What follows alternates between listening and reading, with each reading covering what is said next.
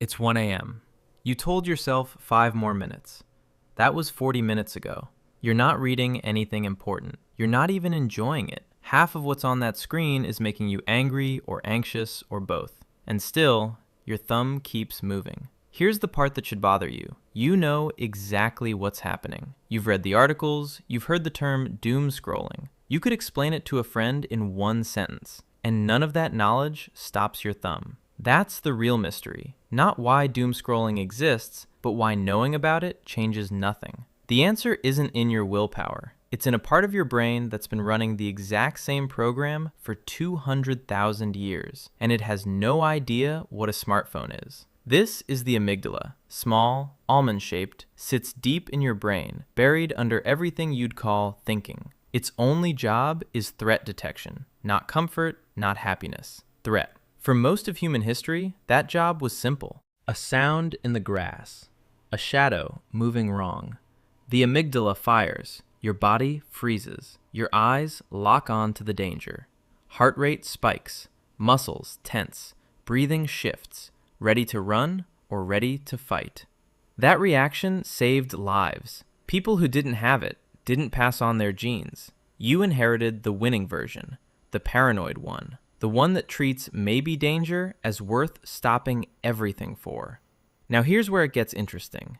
Your amygdala can't tell the difference between a predator in the grass and a headline about a disaster on the other side of the planet. Both trigger the same signal. This could hurt you. Pay attention. Don't look away. A phone screen at 1 a.m. isn't a threat, but your amygdala doesn't know that. It just sees pattern-matched danger over and over every few seconds, and it keeps firing the same ancient alarm. And here's something most people never notice. The alarm doesn't even wait for you to open the app. That small vibration in your pocket, that specific chime, your brain learned to treat it as a signal worth reacting to almost immediately. Not because the notification is dangerous, because somewhere along the way, your nervous system got trained to flinch at that sound the same way it flinches at a snapped branch in the dark. You didn't choose that reflex. It built itself, one notification at a time, the same way a dog learns to salivate at a bell. But threat detection alone doesn't explain the scrolling. Fear makes you freeze. It doesn't make you seek out more fear. For that, you need a second system. And this one's even older than fear, dopamine. Everyone talks about it like it's a pleasure chemical. It's not. Dopamine is a seeking chemical. It doesn't reward you for getting something good. It rewards you for the possibility that something good might be coming. Think about foraging. An ancestor turns over a rock. Sometimes there's food. Sometimes there's nothing. That unpredictability, not knowing, is exactly what makes the brain want to keep turning over rocks. If every rock had food, you'd stop caring. If every rock was empty, you'd stop looking. It's the maybe that hooks you. This is the exact same mechanism that keeps people pulling a slot machine lever long after they've stopped winning. Not because they expect to win every time, because they can't predict when the next win is coming. Unpredictable reward is far more addictive than guaranteed reward. Your ancestors didn't build slot machines, but your brain already had the wiring a slot machine would one day be designed to exploit. Your feed is 1,000 rocks a minute. Most of them are nothing. Every so often, a photo, a joke, an outrage, a headline that hits, there's something. Your brain doesn't log this as mostly wasting time. It logs it as worth checking the next rock. There's a second layer to this, one that has nothing to do with news or outrage at all. Every like, every comment, every reply is its own tiny reward signal, and it taps into something even older than curiosity about food. For most of human history, your survival didn't just depend on avoiding predators. It depended on your standing inside a small group of people. Being liked by the tribe meant protection, food, a mate, a future. Being pushed out meant quite literally death.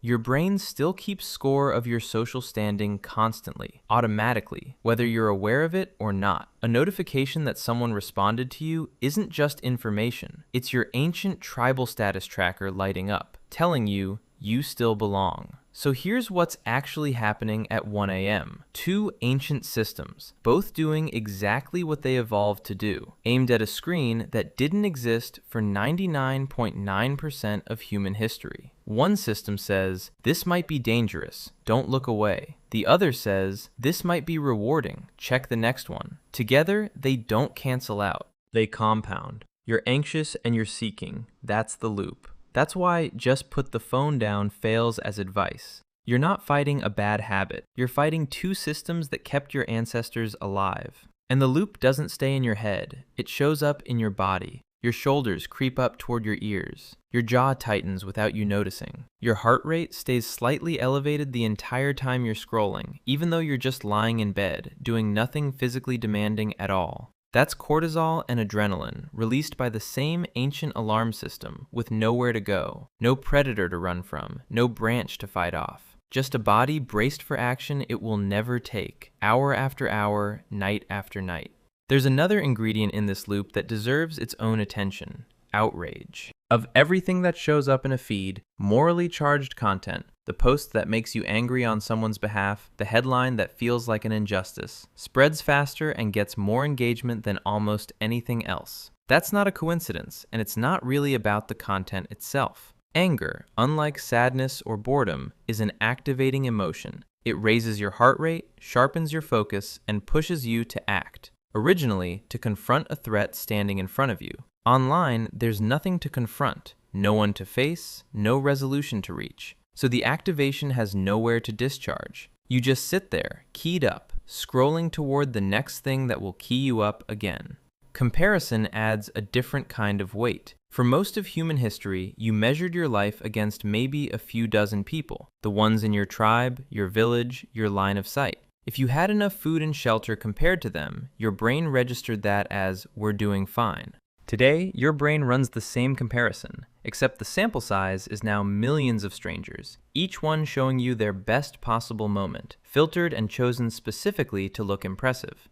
Your ancient status tracking system doesn't know it's being shown a highlight reel instead of a normal day. It just quietly registers. Everyone else seems to be doing better than you.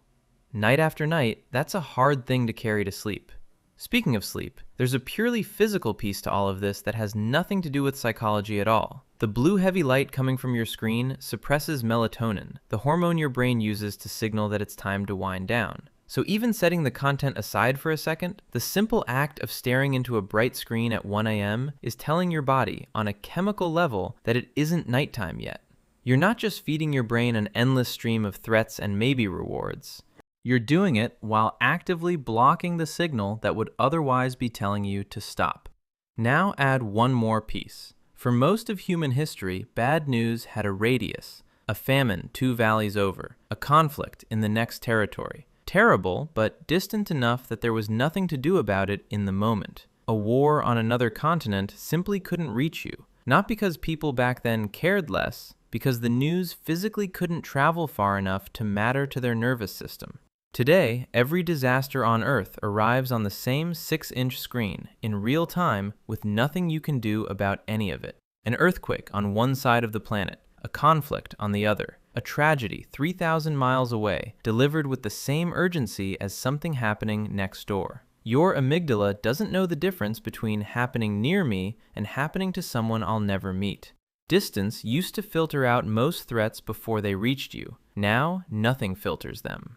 Everything gets through. That's not a willpower problem. That's a mismatch between the environment your brain was built for and the one it's actually operating in. There's also a quieter cost hiding underneath all of this: the fear of missing out. Every scroll carries a small, nagging possibility. What if the next post is the one that matters? What if everyone else already knows something you don't? Your ancestors needed to stay updated on real threats and real opportunities inside their tribe. A predator sighting, a shift in food supply, a conflict brewing between families. Missing that information could cost them everything. Your brain still runs that same urgency script. except now staying updated means an infinite, borderless stream that never actually resolves. There's no final piece of information that makes the feed feel complete. That's not an accident. That's the entire design. So why does knowing all of this not fix it? Because information lives in a completely different part of your brain than the one running this loop.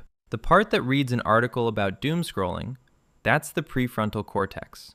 Reasoning, planning, long-term thinking.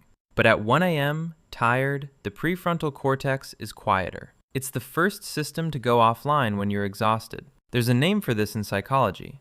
Willpower isn't a fixed trait. It behaves more like a muscle that fatigues with use. Every decision you made that day, what to eat, what to say, what to ignore, drew from the same limited reserve. By 1 a.m., that reserve is close to empty. Meanwhile, the amygdala and the dopamine system don't get tired the same way. They're older, more automatic, running underneath conscious thought. They don't need permission from a tired, depleted decision-making system. They just act. You're not weak-willed at 1 a.m. You're just running on the parts of your brain that were never designed to say no to this.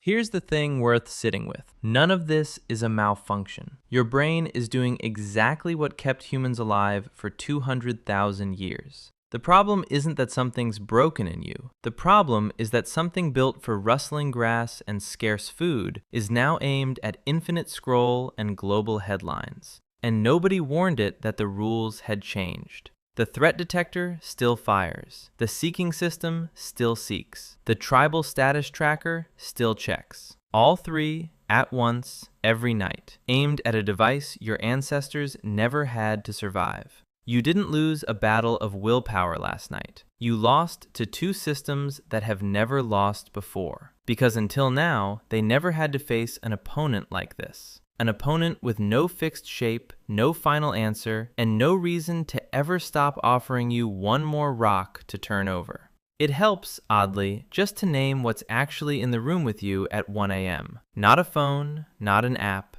a threat detector that's never seen a smartphone, a reward system that's never seen an infinite feed, a status tracker built for a tribe of maybe 150 people, now facing a tribe of billions, and a reasoning system that clocked out hours ago because it ran out of fuel. None of them are malfunctioning.